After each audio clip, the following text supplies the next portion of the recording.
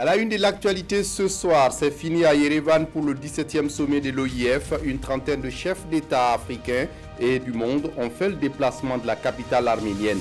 La rencontre a surtout été marquée par la désignation sans surprise de la Rwandaise Louise Mushikiwabo comme secrétaire générale de l'organisation pour les 4 prochaines années. Ses premières réactions à suivre dans ce journal. Et dans ce journal, à la mine d'or de Inata, les activités sont à l'arrêt depuis mai 2017. Face à la presse, les travailleurs dénoncent des conditions difficiles, sans salaire et aucune mesure d'accompagnement. Vous les entendrez dans ce journal. Et dans cette édition, demain samedi, les étalons en football rencontrent les Zèbres de Botswana dans le cadre de la préparation des éliminatoires de la Coupe d'Afrique des Nations CAN 2019 prévue au Cameroun. Les étalons ont effectué leur dernière séance d'entraînement devant leur public. Sont-ils prêts pour cette confrontation? La réponse à suivre dans ce journal. Ce sont là les titres du 20h. Mesdames, Messieurs, bonsoir. Ravi de vous retrouver. Mais pour ouvrir ce journal, direction Kosiam, où le vice-gouverneur de la BCEAO est venu témoigner sa reconnaissance au président du Faso. Il est nouveau à ce poste et M. Norbert Toé est venu remercier Roch-Marc Christian Kaboré pour le choix du gouvernement burkinabé de sa personne pour occuper ce poste. À sa sortie d'audience, il s'est confié à Lassine Ouattara et Aimé Solange Guigma. Le nouveau vice-gouverneur de la BCEAO chez le président du Faso, nommé le 21 septembre dernier en Conseil des ministres de l'UEMOA, sur proposition du Burkina, Norbert Toé est venu témoigner sa gratitude au chef de l'État. Il était normal que je vienne d'abord le remercier et exprimer toute ma gratitude et aussi recueillir auprès de lui ses conseils avisés pour m'aider à me décharger des lourdes responsabilités qui me sont incombées. Après des études supérieures et post-universitaires au Burkina, au Cameroun et en France, couronné par un doctorat 3e cycle en économie monétaire à l'Université de Paris 9 Dauphine en 1983, le nouveau vice-gouverneur de la BCEAO est entré depuis cette même année au FMI au poste d'administrateur représentant 24 pays africains, francophones et lusophones au conseil d'administration du FMI. Les 11 et 12 octobre, la francophonie avait rendez-vous à Yerevan en Arménie pour le 17e sommet de l'Organisation internationale de la francophonie. Une trentaine de chefs d'État ont fait le déplacement de la capitale arménienne. La rencontre a surtout été marquée par la désignation sans surprise de la Rwandaise Louise Mushikiwabo comme secrétaire générale de l'organisation pour les 4 prochaines années. Le Burkina Faso a été représenté par son ministre des Affaires étrangères, Alpha Bari. On écoute la nouvelle secrétaire générale de l'OIF. On peut faire beaucoup plus et on peut faire aussi beaucoup mieux.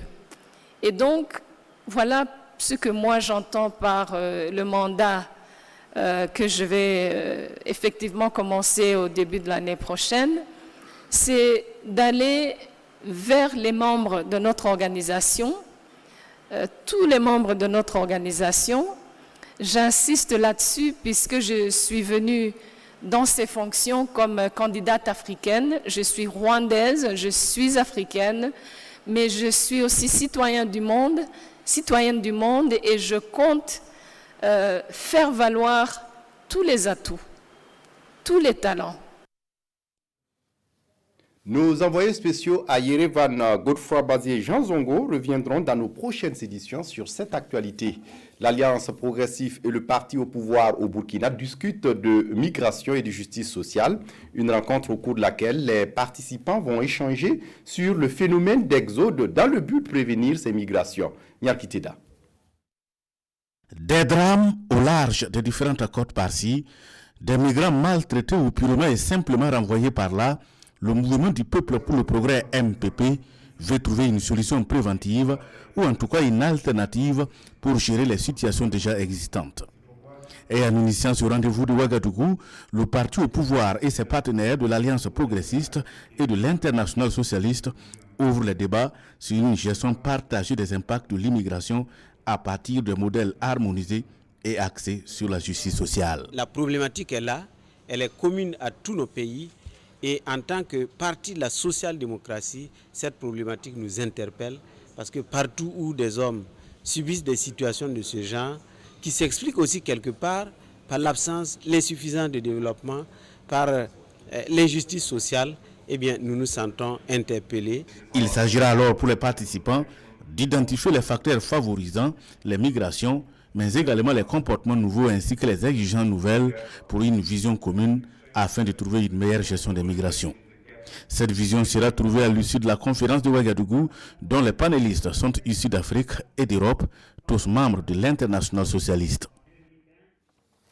Dans l'actualité ce soir, la prise en charge des blessés des accidents de la route et la réduction des cas de mortalité sur les routes africaines se discutent à Ouagadougou à l'occasion du Forum africain sur la sécurité routière.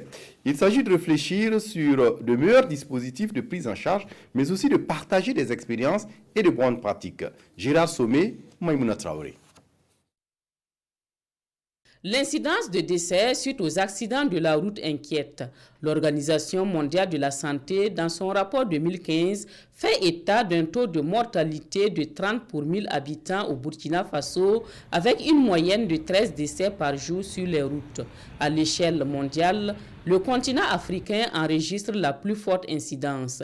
Cette rencontre interafricaine se fixe pour objectif de changer la donne.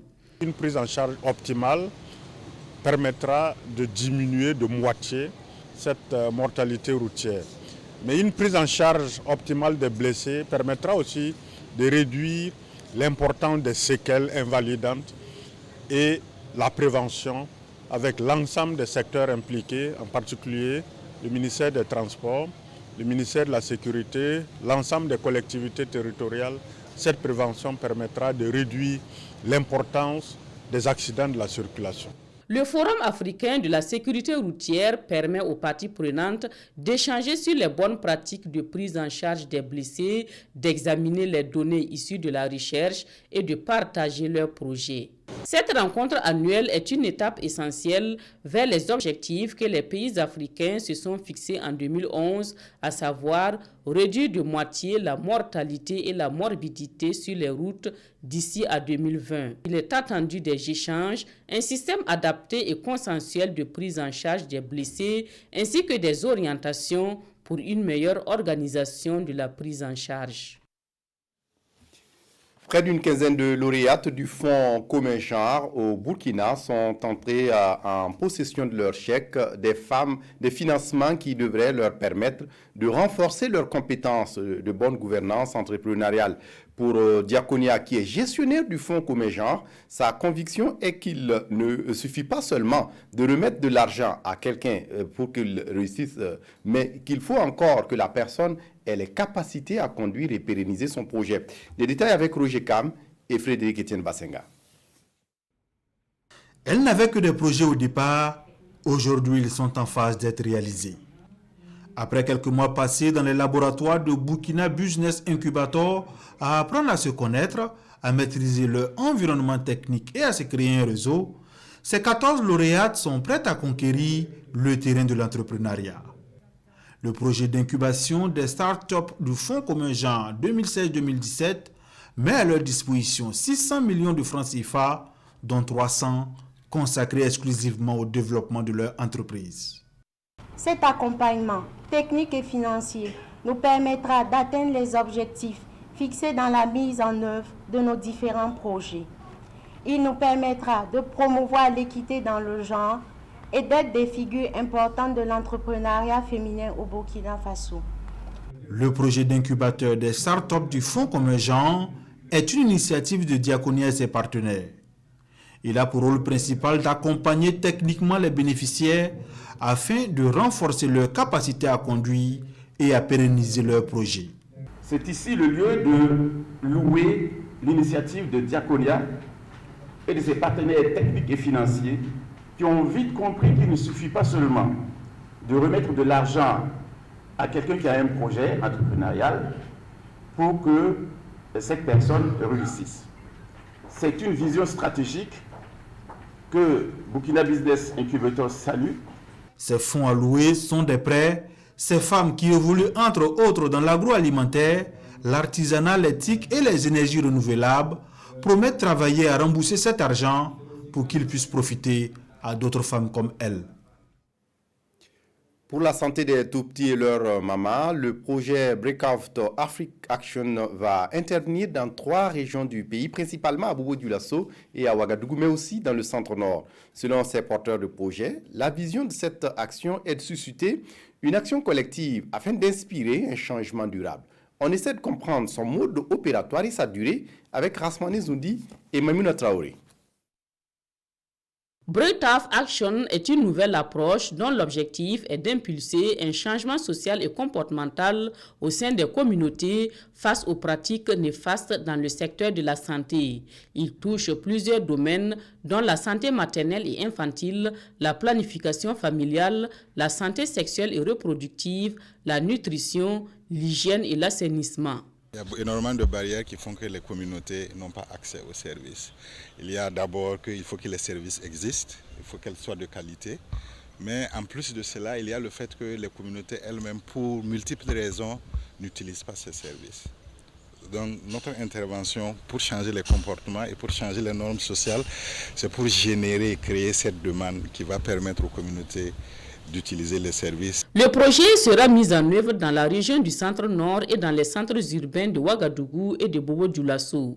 Cet atelier, qui marque son lancement officiel, permettra d'élaborer le plan national d'action annuel. Il y aura une discussion sur ce que c'est ce changement comportemental et surtout d'abord en utilisant les documents, les stratégies nationales qui existent. On n'est pas là pour réinventer la roue, mais surtout pour apporter des nouvelles approches innovatives. Le projet couvre la période 2018-2022 et mobilisera annuellement 550 millions de francs CFA pour des programmes de changement social et de comportement. Le Codex Alimentarius est un comité mixte de l'OMS et de la FAO qui vise la protection de la santé des consommateurs et d'assurer des pratiques loyales dans le commerce alimentaire. Le Codex a élaboré des normes en matière de produits alimentaires et pour la consommation locale. Le comité du Burkina Faso est en formation en ce moment. Des détails avec Oumar Zombré. C'est une rencontre consacrée au lancement du 2e fonds fiduciaire du programme conjoint de la FAO et de l'OMS, 2 organisations internationales respectivement en charge de l'agriculture et de la santé. Ce fonds, destiné au comité Codex Alimentarius, va permettre d'améliorer la sécurité sanitaire des aliments pour le marché burkinabé et international. Il est important que les pays puissent avoir les capacités nécessaires, non seulement pour discuter de ces normes au cours des sessions du Codex, mais aussi pour que les pays puissent faire appliquer les normes. Et ça, c'est important. Et nous avons vu que beaucoup de pays en voie de développement, notamment qui se trouvent en Afrique, manquent encore un peu de ces capacités-là. Ce fonds-là va permettre donc d'élaborer, de mettre en œuvre les actions prévues dans un plan d'action pour redynamiser la sécurité sanitaire des aliments en termes d'amélioration donc du contrôle des denrées alimentaires produites, en termes de formation des acteurs qui sont dans la chaîne de production. Pour éviter les maladies liées aux aliments, il faut respecter strictement les normes sanitaires en vigueur en matière de produits alimentaires, d'où toute l'importance d'accorder une formation adéquate à tous les acteurs impliqués dans la chaîne de production. Nous allons travailler de manière à ce que, sur tout le territoire national, le producteur quand même, où qu'il soit concerné par ce fonds, de manière à ce que le consommateur, où qu'il se trouve, quand même soit protégé par rapport à sa santé. Avec la mise en place de ce 2e fonds, le Burkina Faso devient ainsi le 4e pays africain à bénéficier d'un second financement entrant dans le cadre du projet Fonds fiduciaire du Codex Alimentarius. Je vous l'annonçais en titre, les travailleurs de la mine d'or de Inata étaient face à la presse ce vendredi. Objectif, s'expliquer sur leurs conditions actuelles. Les employés de la société de mine Belaourou disent être en arrêt de travail depuis mai 2017, sans salaire et aucune mesure d'accompagnement. Ils souhaitent ainsi interpeller l'opinion publique et les autorités sur leurs conditions de travail de plus en plus délétères depuis la reprise de la mine par le groupe Baladji. On essaie de comprendre davantage avec Ali Doubadini et Maxime Zongo. Cela fait 18 mois que la société des mines de Belaourou, connue sous le nom de mine d'Inata, est en arrêt de travail.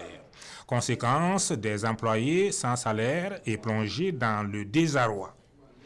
Après de nombreuses démarches infructueuses, les travailleurs ont décidé de monter au créneau et prendre l'opinion publique à témoin. Grève de personnel, chômage technique, compression, arrêt de travail, etc. Au cours de tous ces moments difficiles, les valeureux travailleurs ont régulièrement fait preuve d'abnégation et de courage et consenti à d'énormes sacrifices dans le but ultime de conserver le moyen de subsistance que représentait pour eux la mine. Les différents protocoles d'accord désavantageux ainsi que les multiples renoncements, les travailleurs les ont consentis dans l'espoir de sauver la mine. Les employés qui se sentent abandonnés déplorent le silence des autorités, car cela ne tienne. Malgré cette impasse, ils pensent que des issues favorables sont toujours possibles. Si le nouveau preneur aujourd'hui se sent en incapacité de reprendre les activités, compte tenu de certains paramètres comme l'insécurité grandissante dans la région, pour nous, la solution, c'est de bien vouloir nous payer nos droits et liquider les arriérés de salaire en attendant que toutes ces questions soient résolues. Les travailleurs qui ne ferment donc pas la porte du dialogue estiment que des compromis sont toujours possibles pour sauver la situation. Ils invitent par conséquent l'autorité à s'impliquer à fond dans la recherche d'une solution durable. Et puis le syndicat national des artistes musiciens du Burkina dénonce la clochardisation des artistes dans le pays. Pour les responsables du syndicat qui étaient face à la presse ce jeudi, il est inadmissible que des cachets dérisoires leur soient versés. Ils fustigent en outre le paiement aléatoire des droits d'auteur par le bureau burkinabé des droits d'auteur qui jusque-là ne s'est pas doté d'un logiciel unique de comptabilisation. Les détails avec Konsoum Koulibaly et Oumou Sissé. Les artistes burkinabés sont victimes de clochardisation. Ces mots sont du syndicat national des artistes musiciens du Burkina Faso, SINAMUB. Pour le syndicat, les artistes sont obligés de se produire sur des scènes nationales pour des sommes dérisoires. À cela s'ajoute le paiement aléatoire des droits d'auteur par le BBDA qui jusque-là ne dispose pas de logiciel unique de comptabilisation. L'arrêté 01-064-MAC-SG-BBDA du 20 mars 2000 qui en son article 48 fixe la taxation et la répartition des droits au titre des œuvres musicales en donnant un coefficient 5 à la musique qu'il dénomme musique sérieuse et un coefficient 1 à la musique qu'il dénomme musique de variété et de divertissement. Malheureusement, dans cette catégorie, que le législateur a logé le rap et le reggae. Et pour le SINAMUB, il est temps pour le BBDA de réviser le coefficient du reggae et du rap. Dans sa plateforme revendicative déposée au ministère de la Culture depuis 2016, le syndicat propose l'augmentation des cachets des spectacles organisés par l'État et la diminution du prix de la location de la salle du spectacle du Sénasa. Et puis l'agence burkinabé de normalisation de la métrologie et de la qualité est dans la région des Hauts-Bassins pour ses activités périodiques de contrôle des instruments de pesage. Ce mardi 2 octobre, les agents de la Bénorme sont allés prospecter les bascules de la Sofitex, les instruments utilisés par la société de fibres textiles pour peser le coton. Et dans la même journée, l'agence a contrôlé d'autres instruments de pesage de plusieurs entreprises. Objectif: vérifier et s'assurer de la fiabilité de ces outils, mais aussi de leur conformité aux normes burkinabé. Rachid Sawadgo, sur place à Bobo Dioulasso. Des bascules en prospection. Nous sommes dans les locaux de la Sofitex. Les contrôleurs, eux, sont de la Bénorme, l'agence burkinabé de normalisation de la métrologie et la qualité. Question de se rassurer que ces instruments de pesage de la nationale des fibres textiles répondent aux normes. 50 aussi est bon. On va passer à 100. On va ajouter une masse de 50 kg. D'ici la fin du mois, nous allons commencer à peser le coton. Pour ne pas brimer l'une des deux parties. Dans ce cas, c'est le producteur de coton. L'important, c'est de s'assurer que les instruments utilisés sont conformes à la réglementation au Burkina Faso. Sur l'instrument de mesure, on fait plusieurs essais. Voilà. C'est à l'issue de ces essais-là qu'on peut déclarer si l'instrument est conforme ou pas. Autre lieu, même objectif. Ici, c'est un pont bascule qui est supervisé. Nouvellement installé, le propriétaire en particulier attend l'accord de l'agence afin de pouvoir le mettre en service. Selon le promoteur, c'est un pont qui va servir au peser des produits du cru, notamment l'anacarde et puis le sésame. Donc avant sa mise en service, on a fait un contrôle primitif. Et cette vérification-là, de concert avec le promoteur que nous sommes venus actuellement pour faire. Si cette certification est accordée, on a pour l'étiquette de conformité et pour procéder maintenant à ces différents pesées. Dans le cas contraire, on met une étiquette rouge et il est formellement interdit de peser avec ce pont. Ces sorties de terrain rentrent dans le cadre des activités de vérification périodique de métrologie légale de la BNorm. Des activités qui vont durer plusieurs jours sur toute l'étendue du territoire national. En sport, c'est demain 18h que les étalons en football croiseront le fer contre les Zèbres de Botswana dans le cadre de la préparation des éliminatoires de la Coupe d'Afrique des Nations CAN 2019 prévue au Cameroun. Les étalons ont effectué leur dernière séance d'entraînement devant leur public et sous l'œil de nos reporters Abdoulaye Kabouré et Fabrice Nébier. Ce sont les derniers réglages pour les étalons avant d'affronter les Zèbres du Botswana. Une séance d'entraînement composée de petites passes, de relances et de précision. Le maître à penser Paulo Duarte met ses joueurs en situation d'exécution de balles arrêtées et autres gestes techniques. Une équipe positive comme d'habitude, une équipe qui a l'envie toujours de gagner, une équipe qui a besoin et sait qui est obligée de corriger le zéro qu'on a fait dans le dernier match, qui nous a fait perdre le match. Les coéquipiers de Charles Kabouré sont motivés. On va essayer de donner le meilleur de nous pour rattraper le retard, parce que le fait d'avoir perdu en Mauritanie, c'est sûr que c'est pas une bonne chose pour nous, mais vu qu'on a la confrontation directe avec deux matchs directs avec le Botswana, il faut tout faire pour déjà gagner le match à Ouaga. Je suis là, je suis en forme, je suis là pour donner le meilleur, je suis là pour tout donner pour l'équipe. Et voilà, on a fait une bonne semaine d'entraînement. Et voilà, je suis prêt et demain je vais tout donner pour qu'on puisse arracher cette victoire.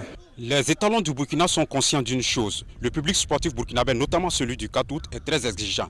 Il va falloir alors sortir les tripes pour venir à bout de cette équipe des Zèbres du Botswana. Charles Kabouré et ses camarades savent à quoi s'en tenir.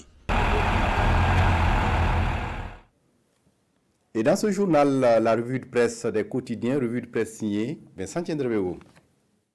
À la une de Citoya, la marche des femmes en soutien aux forces de défense et de sécurité. Elles ont été plusieurs centaines, tout de blanc vêtus, à arpenter les artères de la capitale pour dire non à ces attaques répétitives, non revendiquées, perpétrées par des sinistres individus.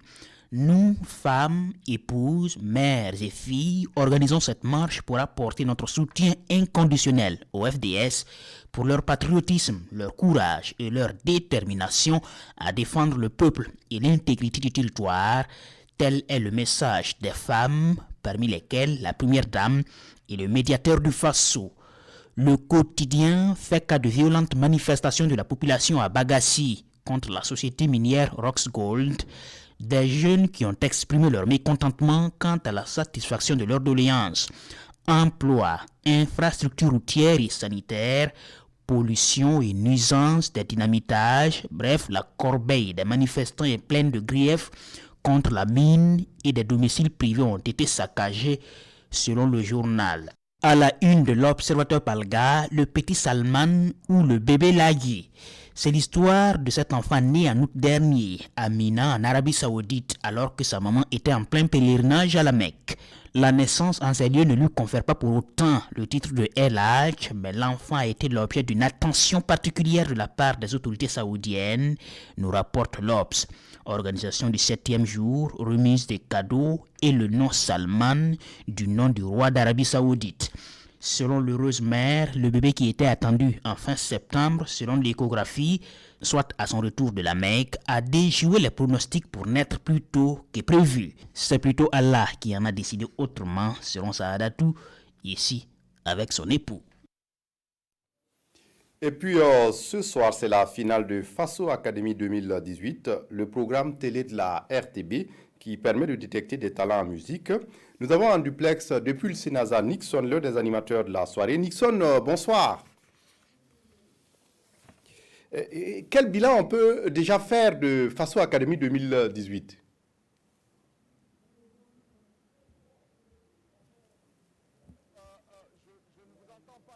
C'est pas bien grave. C'est pour dire que le décor a été déjà planté ici, dans cette somptueuse salle du Sénasa. Et dans quelques poignées de minutes, nous allons prendre l'antenne en direct pour célébrer la musique du Burkina Faso, célébrer les voix, les meilleures voix qui ont accédé à cette grande finale. Il faut dire que les candidats ont parcouru un très long chemin, des manches éliminatoires jusqu'à ce soir à la grande finale. Le tamis des membres du jury a sélectionné 5 candidats qui vous seront présentés dans quelques instants en direct pour une très grande cérémonie. Et moi, je me plairais de dire que ce ne sera pas une compétition, ce sera plutôt un grand concert musical qui sera donné à l'instant ici dans la salle du Sénasa avec un public chaleureux, un public qui a déjà fait le déplacement, je ne sais pas. Ceux qui sont à la maison, on va leur demander de se scotcher devant leur poste